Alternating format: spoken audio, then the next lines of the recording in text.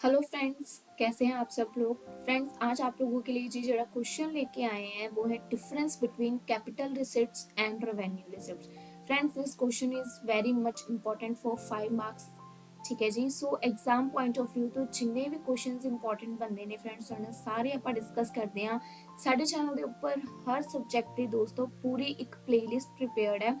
अगर उस प्लेलिस्ट ਦੇ ਵਿੱਚ ਤੁਹਾਨੂੰ ਕੋਈ ਵੀ ਇਦਾਂ ਦਾ ਟੌਪਿਕ ਨਹੀਂ ਮਿਲਦਾ ਜਿਹਦੀ ਤੁਹਾਨੂੰ ਲੋੜ ਹੈ ਤਾਂ ਤੁਸੀਂ ਸਾਨੂੰ ਕਮੈਂਟ ਸੈਕਸ਼ਨ 'ਚ ਬੇਝਿਜਕ ਮੈਸੇਜ ਕਰ ਸਕਦੇ ਹੋ ਔਰ ਉਸ ਟੌਪਿਕ ਨੂੰ ਆਈ ਪ੍ਰੋਮਿਸ ਕਿ ਘੱਟ ਤੋਂ ਘੱਟ ਸਮੇਂ ਵਿੱਚ ਤੁਹਾਡੇ ਕੋਲ ਪਹੁੰਚਾਉਣ ਦੀ ਪੂਰੀ ਕੋਸ਼ਿਸ਼ ਕੀਤੀ ਜਾਏਗੀ।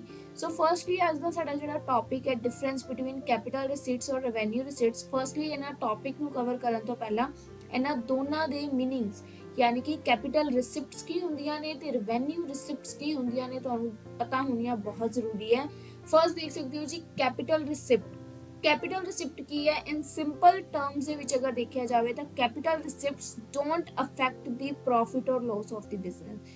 कैपिटल रिसिप्ट्स की होंदियां ने, कैपिटल रिसिप्ट्स वो चीज कह सकते हैं रिसिप्ट्स ने ਜਿਹੜੇ ਸਾਡੀ ਕੰਪਨੀ ਦੇ प्रॉफिट या लॉस ਨੂੰ ਕਦੇ ਵੀ ਇਫੈਕਟ ਨਹੀਂ ਕਰਨਗੀਆਂ। कैपिटल मतलब ਕੰਪਨੀ ਦੇ ਐਸੈਟਸ, ਚਾਹੇ ਉਹ ਵਿਕਣ ਜਾਂ ਚਾਹੇ ਆਪਾਂ ਉਹਨਾਂ ਨੂੰ ਪਰਚੇਜ਼ ਕਰੀਏ, ਪਰ ਕੰਪਨੀ ਦੇ ਪ੍ਰੋਫਿਟ ਤੇ ਲੋਸ ਤੇ ਉਹਦਾ ਕੋਈ ਇਫੈਕਟ ਨਹੀਂ ਪਏਗਾ। ਠੀਕ ਹੈ, ਕੰਪਨੀ ਦੇ ਐਸੈਟਸ, ਠੀਕ ਹੈ, that is capital receipt. Example देख सकते हो, we can say that sale of a long term asset is one sort of capital receipt. ਆਪਾਂ ਇੱਕ ਐਸੈਟ ਸੇਲ ਕੀਤਾ, ਬਦਲੇ ਸਾਡੇ ਕੋਲ ਕੈਪੀਟਲ ਯਾਨੀ ਕਿ ਮਨੀ ਆ ਗਈ। ਠੀਕ ਹੈ, ਬਟ ਉਹਦੇ ਨਾਲ ਕੰਪਨੀ 'ਚ ਕਿੰਨੀ ਸੇਲ ਹੋ ਰਹੀ ਹੈ, ਕਿੰਨਾ ਪ੍ਰੋਫਿਟ ਹੋ ਰਿਹਾ, ਉਹਦੇ ਤੇ ਕੋਈ ਇਫੈਕਟ ਨਹੀਂ ਪਏਗਾ। ਠੀਕ ਹੈ ਨਾ, कंपनी दे एसेट दी गल हो रही है। Capital receipt based on assets, ठीक है, और revenue receipt based on revenue. I hope तुहानू पता है इनकम रिसिप्ट होगी जिहड़ी साडी इनकम अर्न हो रही है।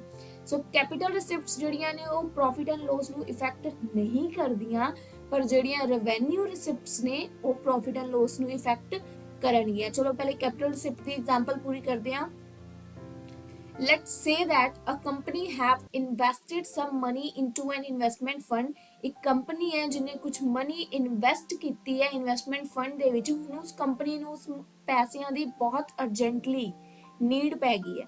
सो इस करके उन्हें की सोचा कि हुण ਉਹ ਜਿਹੜੀ ਉਹਨੇ ਉਹ ਇਨਵੈਸਟਮੈਂਟ ਕੀਤੀ ਸੀ ਉਹਨੂੰ ਕਿਸੇ ਬਾਇਰ ਨੂੰ ਸੈਲ ਕਰ ਦੇਗੀ। So selling off the investment, ਜਿਹੜੀ ਉਹਦੀ ਇਨਵੈਸਟਮੈਂਟ ਹੈ, ਜਦ ਉਹਨੂੰ ਉਹ ਸੈਲ ਕਰੇਗੀ, selling off the investment help the company to get some quick money. जो इन्वेस्टमेंट ਨੂੰ ਸੈਲ ਕਰੇਗੀ ਤਾਂ ਕੰਪਨੀ ਨੂੰ ਕੁਝ क्विक मनी मिलेगी and we will call it a capital receipt. So ਅਸੀਂ ਉਹਨੂੰ ਕੀ ਕਹਿ ਸਕਦੇ ਹਾਂ ਕਿ ਉਹ ਇੱਕ ਸਾਡੀ ਕੀ ਹੈ, कैपिटल रिसिप्ट है। और सेल ऑफ इन्वेस्टमेंट ਜਿਹੜੀ ਹੈ, इन्वेस्टमेंट ਦੀ सेल करना सिर्फ ਕੀ ਕੱਟੇਗਾ, ਕੰਪਨੀ ਦੇ ਐਸੈਟ, ਕਿਉਂਕਿ ਇਨਵੈਸਟਮੈਂਟ ਕਿਤੇ ਕੀਤੀ, ਕੰਪਨੀ ਦੇ ਐਸੈਟ ਸੀ। ਇਨ ਫਿਊਚਰ ਉਸ ਇਨਵੈਸਟਮੈਂਟ ਤੋਂ ਕੰਪਨੀ ਨੂੰ ਕੁਝ ਨਾ ਕੁਝ ਰਿਟਰਨ ਹੀ ਆਣਾ ਸੀ। ठीक है ना, ये नहीं गल है कि कंपनी ने इन्वेस्टमेंट की तो फ्यूचर च उन्हें कुछ रिटर्न ही नहीं आना। उन्हें कितने इन्वेस्ट किए, सो फ्यूचर च उन्हें रिटर्न ज़्यादा ही मिलने सी।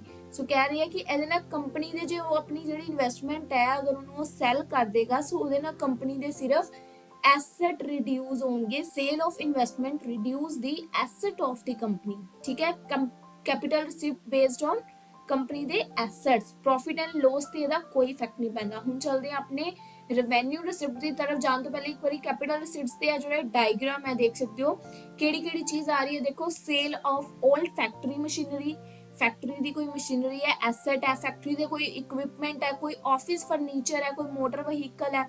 ठीक है, उस तो बाद बिजनेस की कोई प्रॉपर्टी है, फिक्सचर्स ते फिटिंग्स ने, कोई अमाउंट रिसीव हो रहा है लॉन्ग टर्म बैंक लोन तो, अमाउंट रिसीव हो रहा है कोई मॉर्गेजेस तो। ठीक है, सो ये सारिया चीज़ां आ जांदियां ने कैपिटल रिसिप्ट्स के अंदर। तुसीं होर भी इहदी लेंथ वधानी चाहो, जिहड़े डायग्राम च पॉइंट ने ऐड ऑन करके जिन्नी चाहे लेंथ इहदी क्रिएट कर सकते हो, बट मैं मिनिमम रखी है 5 मार्क्स के बेस पे आपां क्वेश्चन कर रहे हैं। सो नैक्सट देखते हैं रेवेन्यू रिसिप्ट्स। रेवेन्यू रिसिप्ट्स की होंदियां ने, रेवेन्यू रिसिप्ट्स जिहड़ियां ने वो प्रॉफिट एंड लॉस नूं अफेक्ट करदियां ने। Revenue receipts affect the profit और लॉस ऑफ अ कंपनी। इहदी एग्जांपल की है, we can say that sale of product not asset, ਇਹਦੇ ਚ प्रोडक्ट ਦੀ सेल हो रही है, सो कुछ कमीशन भी रिसीव होएगी, that is a revenue receipt. अगर बाय चांस अगर कुछ कंपनी का सैल नहीं होंदा या कुछ प्रोडक्ट सैल नहीं होंदा, सो वो कंपनी के प्रॉफिट ते लॉस ਨੂੰ इफेक्ट करेगी ही करेगी, क्योंकि कंपनी का प्रॉफिट किदे ते डिपेंड करता है, कंपनी की सेल के ऊपर। सो नीचे वाली एग्जांपल देख सकते हो, when a firm does not use the waste material, ਜਿਹੜਾ ਫਰਮ ਦਾ ਵੇਸਟ ਮਟੀਰੀਅਲ ਹੈ ਜਾਂ ਕੋਈ ਸਕ੍ਰੈਪ ਆਈਟਮਸ ਹੈ, ਸਕ੍ਰੈਪ ਹੈ ਕੋਈ, ਸੋ ਉਹਨਾਂ ਨੇ ਕੀ ਸੋਚਿਆ ਕਿ ਇਹ ਜਿਹੜਾ ਸਕ੍ਰੈਪ ਹੈ ਇਹਨੂੰ ਸੈਲ ਕਰ ਦਿੱਤਾ ਜਾਏ। Firm does note use the waste material ਔਰ ਸਕ੍ਰੈਪ ਆਈਟਮ, ਦੇ ਡਿਸਾਈਡ ਟੂ ਸੈਲ ਇਟ। ਉਹਨਾਂ ਨੇ ਕੀ ਡਿਸਾਈਡ ਕੀਤਾ ਕਿ ਉਹਨੂੰ ਸੈਲ ਕਰ ਦੇਣਗੇ। By selling scrap items business earn a good amount of money. ਉਹਨਾਂ ਨੇ ਜਦੋਂ ਸਕ੍ਰੈਪ ਆਈਟਮਸ ਨੂੰ ਸੈਲ ਕੀਤਾ, ਬਿਜ਼ਨਸ ਨੇ ਕੀ ਅਰਨ ਕੀਤਾ, ਇੱਕ ਅੱਛਾ ਅਮਾਉਂਟ ਆਫ ਮਨੀ।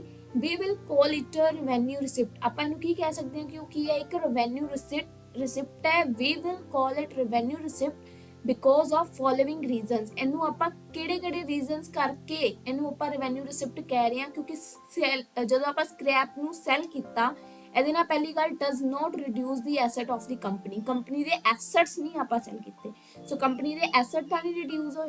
ਸੋ ਪਹਿਲਾ ਰੀਜ਼ਨ ਤੇ ਇਹੀ ਹੈ ਇਹਨੂੰ ਰੈਵਨਿਊ ਰਿਸਿਪਟ ਕਰਨਾ ਹੈ। ਕੰਪਨੀ ਦੇ ਐਸੈਟਸ ਛੱਡ ਕੇ ਆਪਾਂ ਕੋਈ ਇਦਾਂ ਦੀ ਚੀਜ਼ ਸੈਲ ਕੀਤੀ, ਐਸੈਟਸ ਤੇ ਕੋਈ ਫਰਕ ਨਹੀਂ ਪਿਆ ਔਰ ਸਾਡਾ ਰੈਵਨਿਊ ਵੀ ਜਨਰੇਟ ਹੋ ਗਿਆ, ਮਤਲਬ ਪੈਸੇ ਆ ਗਏ। ਉਸ ਤੋਂ ਬਾਅਦ selling of scrap does note create any liability for the company. ਅਗਰ ਆਪਾਂ ਕੋਈ ਸਕ੍ਰੈਪ ਸੈਲ ਕੀਤਾ, ਸੋ ਇਹਦੇ ਨਾਲ ਇਹ ਨਹੀਂ ਹੋਇਆ ਕਿ ਆਪਾਂ ਕਿਸੇ ਦੇ ਪੈਸੇ ਦੇਣ ਲਈ ਦੇਣਦਾਰ ਬਣ ਗਏ, ਮਤਲਬ ਲਾਇਬਿਲਿਟੀ ਨਹੀਂ ਕੋਈ ਕ੍ਰੀਏਟ ਕੀਤੀ, ਉਲਟਾ ਆਪਣੇ ਕੋਲ ਪੈਸੇ ਆਏ, ਆਪਾਂ ਗੰਦਗੀ ਕੱਢੀ ਕੰਪਨੀ ਚੋਂ। ਠੀਕ ਹੈ, so that's all about revenue receipt. ਹੁਣ ਥੋੜਾ ਜਿਹਾ ਚੱਲਦੇ ਹਾਂ ਇਹਦੇ ਕੁਐਸਚਨ ਦਾ ਜਿਹੜਾ ਟੌਪਿਕ ਸੀਗਾ ਰੈਵਨਿਊ ਰਿਸਿਪਟ ਤੇ ਕੈਪੀਟਲ ਰਿਸਿਪਟ ਦਾ ਡਿਫਰੈਂਸ, ਹੁਣ ਉਹਦੇ ਵੱਲ ਚੱਲਦੇ ਹਾਂ। ਸਭ ਤੋਂ ਪਹਿਲੇ ਦੇਖੋ ਜੀ ਇਹਦਾ ਥੋੜਾ ਬੇਸਿਕ ਜਿਹਾ ਲਿਖਿਆ ਵਾ ਮੀਨਿੰਗ ਦੇਖੋ ਪਹਿਲੇ ਕੀ ਹੈ। ਕੈਪੀਟਲ ਰਿਸਿਪਟ ਦਾ ਮੀਨਿੰਗ ਕੀ ਹੈ, ਕੈਪੀਟਲ ਰਿਸਿਪਟਸ ਹੈ ਜਿਹੜੀਆਂ that don't affect the profit or loss of the business। ਔਰ ਰੈਵਨਿਊ ਰਿਸਿਪਟ ਕੀ ਹੈ, ਰੈਵਨਿਊ ਰਿਸਿਪਟ ਅਫੈਕਟ ਕਰਦੀਆਂ ਨੇ ਕੰਪਨੀ ਦੇ ਪ੍ਰੋਫਿਟ ਔਰ ਲੋਸ ਨੂੰ। ਆਈ ਹੋਪ ਮੈਂ ਕਲੀਅਰਲੀ ਈਜ਼ੀ ਲਿਖਿਆ, ਕੁਝ ਟਫ ਨਹੀਂ ਹੈ। ਸੈਕੰਡਲੀ ਡਿਸਟ੍ਰੀਬਿਊਸ਼ਨ, ਕੈਪੀਟਲ ਰਿਸਿਪਟ ਦੇ ਵਿੱਚ ਜੀ not available for distribution of profit.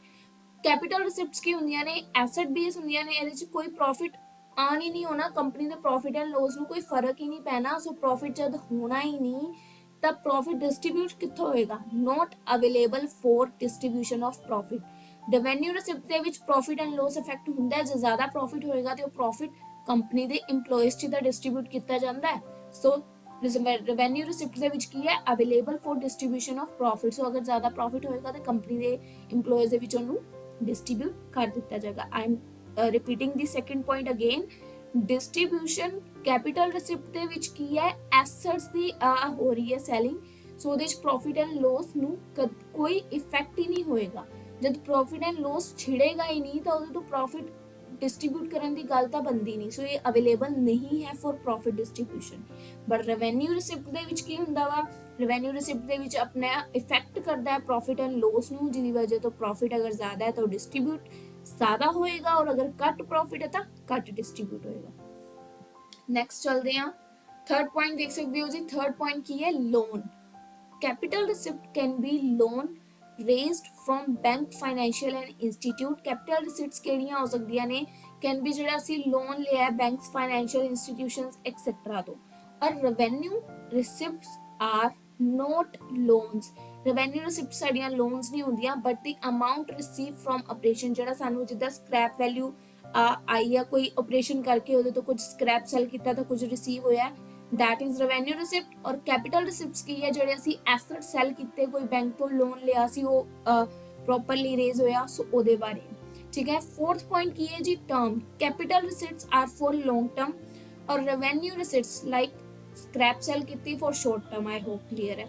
ਉਸ ਤੋਂ ਬਾਅਦ ਸ਼ੋ ਕਿਹਦੇ ਵਿੱਚ ਕਰੀਦਾ ਆਪਾਂ ਨੂੰ, ਕੈਪੀਟਲ ਰਿਸਿਪਟਸ ਨੂੰ ਜੀ ਆਪਾਂ ਬੈਲੈਂਸ ਸ਼ੀਟ 'ਚ ਸ਼ੋ ਕਰਦੇ ਹਾਂ। ਔਰ ਰੈਵਨਿਊ ਰਿਸਿਪਟਸ, ਰੈਵਨਿਊ ਕੀ ਹੈ, ਇਨਕਮ। ਰੈਵਨਿਊ ਦਾ ਦੂਸਰਾ ਨਾਮ ਇਨਕਮ ਹੈ, ਸੋ ਸਿੰਪਲੀ ਉਹਨੂੰ ਇਨਕਮ ਸਟੇਟਮੈਂਟ 'ਚ ਸ਼ੋ ਕਰਾਂਗੇ। ਕੈਪੀਟਲ ਕੀ ਹੈ, ਜਿਹੜੀ ਬਿਜ਼ਨਸ ਦੇ ਵਿੱਚ ਆਪਾਂ ਪੂੰਜੀ ਲਗਾਉਂਦੇ ਆ, ਉਹ ਬੈਲੈਂਸ ਸ਼ੀਟ 'ਚ ਸ਼ੋ ਹੁੰਦੀ ਹੈ ਕਿ ਕਿੰਨੇ ਪਰਸਨ ਨੇ ਕਿੰਨਾ ਅਮਾਉਂਟ, ਕਿੰਨੀ ਕੈਪੀਟਲ ਲਗਾਈ। ਠੀਕ ਹੈ, ਆਈ ਹੋਪ ਕਲੀਅਰ ਹੈ। ਉਸ ਤੋਂ ਬਾਅਦ ਵੈਲਿਊ ਆਫ ਐਸੈਟ ਔਰ ਲਾਇਬਿਲਿਟੀ। ਹੁਣ ਜਿਹੜੀ ਕੈਪੀਟਲ ਰਿਸਿਪਟਸ ਹੈ ਉਹ ਕੀ ਕਰਦੀ ਹੈ, ਡਿਕਰੀਜ਼ ਕਰਦੀ ਹੈ ਵੈਲਿਊ ਆਫ ਐਸੈਟ ਤੇ ਇੰਕਰੀਜ਼ ਕਰਦੀ ਹੈ ਲਾਇਬਿਲਿਟੀਜ਼ ਨੂੰ। ਮਤਲਬ ਐਸੈਟ ਸੈਲ ਹੋ ਜਾਂਦਾ ਹੈ, ਡਿਕਰੀਜ਼ ਕਰਦੀ ਹੈ ਐਸੈਟ ਦੀ ਵੈਲਿਊ ਨੂੰ ਤੇ ਇੰਕਰੀਜ਼ ਕਰਦੀ ਹੈ ਸਾਡੀਆਂ ਲਾਇਬਿਲਿਟੀਜ਼ ਨੂੰ। ਔਰ ਜਿਹੜੀਆਂ ਰੈਵਨਿਊ ਰਿਸਿਪਟਸ ਨੇ ਇੰਕਰੀਜ਼ ਔਰ decrease the value of asset ਔਰ ਲਾਇਬਿਲਿਟੀ। ਸੋ ਜਿਹੜੇ ਰੈਵਨਿਊ ਰਿਸਿਪਟ ਹੈ ਉਹਦੇ ਨਾਲ ਕੀ ਹੁੰਦਾ ਹੈ, ਵੈਲਿਊਜ਼ ਇੰਕਰੀਜ਼ ਔਰ ਡਿਕਰੀਜ਼ ਬੋਥ ਹੁੰਦੀਆਂ ਨੇ, ਬਟ ਇਹਦੇ ਵਿੱਚ ਡਿਕਰੀਜ਼ ਹੁੰਦੀ ਹੈ ਸਿਰਫ ਐਸੈਟ ਦੀ ਵੈਲਿਊ ਕੈਪੀਟਲ ਰਿਸਿਪਟ ਦੇ ਵਿੱਚ, ਔਰ ਇੰਕਰੀਜ਼ ਹੁੰਦੀ ਹੈ ਸਿਰਫ ਲਾਇਬਿਲਿਟੀ ਦੀ ਵੈਲਿਊ। ਠੀਕ ਹੈ ਜੀ। ਸੋ ਦੋਸਤੋ that's all about today's video. I hope ਤੁਹਾਨੂੰ ਇਹ ਟੌਪਿਕ ਕਲੀਅਰ ਹੈ ਜਿਹੜਾ ਡਿਫਰੈਂਸ ਹੈ ਮੇਨ ਕੈਪੀਟਲ ਰਿਸਿਟ ਤੇ ਰੈਵਨਿਊ ਰਿਸਿਪਟ ਦੇ ਵਿੱਚ ਦਾ। ਕਾਫੀ ਸਟੂਡੈਂਟਸ ਕਹਿ ਰਹੇ ਸੀ ਕਿ ਟੌਪਿਕ ਨੂੰ ਕਵਰ ਕੀਤਾ ਜਾਏ, ਸੋ ਆਈ ਹੋਪ ਉਹਨਾਂ ਸਟੂਡੈਂਟਸ ਦੇ ਡਾਊਟਸ ਕਲੀਅਰ ਨੇ। ਸੌਰੀ ਫॉर ਡਿਲੇ, ਇਹ ਵੀਡੀਓ ਮੈਂ ਕੱਲ ਅਪਲੋਡ ਕਰਨ ਵਾਲੀ ਸੀ, ਇੱਕ ਦਿਨ ਲੇਟ ਹੋ ਗਈ, ਕੁਝ ਇਸ਼ੂ ਹੋ ਗਿਆ, ਨਾਲੇ ਤਿਉਹਾਰ ਵੀ ਸੀ ਥੋੜਾ ਸਾ ਤਾਂ ਡਿਲੇ ਹੋ ਗਿਆ। ਸੋ ਆਈ ਹੋਪ ਮਾਈਂਡ ਨਹੀਂ ਕਰੂਗਾ ਕੋਈ ਵੀ ਸਟੂਡੈਂਟ। ਸੋ ਮਿਲਦੇ ਆ ਤੁਹਾਨੂੰ ਆਪਣੀ ਅਗਲੀ ਵੀਡੀਓ ਦੇ ਵਿੱਚ ਨੈਕਸਟ ਕੁਐਸਚਨ ਦੇ ਨਾਲ। 2021 ਦੇ ਕੁਐਸਚਨ ਪੇਪਰ ਆਪਾਂ ਕਵਰ ਕਰ ਰਹੇ ਹਾਂ, ਉਹਨਾਂ ਦੇ ਨਾਲ ਹੀ ਆਪਾਂ ਮਿਲਾਂਗੇ। ਇਹ ਕੁਐਸਚਨ ਦੇਖ ਲਿਓ ਕਿਹੜੇ ਪੇਪਰ ਚ ਆਇਆ, ਬਟ ਮੈਨੂੰ ਰਿਕੁਐਸਟ ਆਈ ਸੀ ਇਸ ਲਈ ਇਸ ਕੁਐਸਚਨ ਦੇ ਵੀਡੀਓ ਬਣਾਈ ਹੈ। ਸੋ ਮਿਲਦੇ ਆ ਫਰੈਂਡਸ ਤੁਹਾਨੂੰ ਆਪਣੀ ਅਗਲੀ ਵੀਡੀਓ ਦੇ ਵਿੱਚ ਨੈਕਸਟ ਨਿਊ ਟੌਪਿਕ ਦੇ ਨਾਲ। ਬਾਏ ਬਾਏ ਦੋਸਤੋ।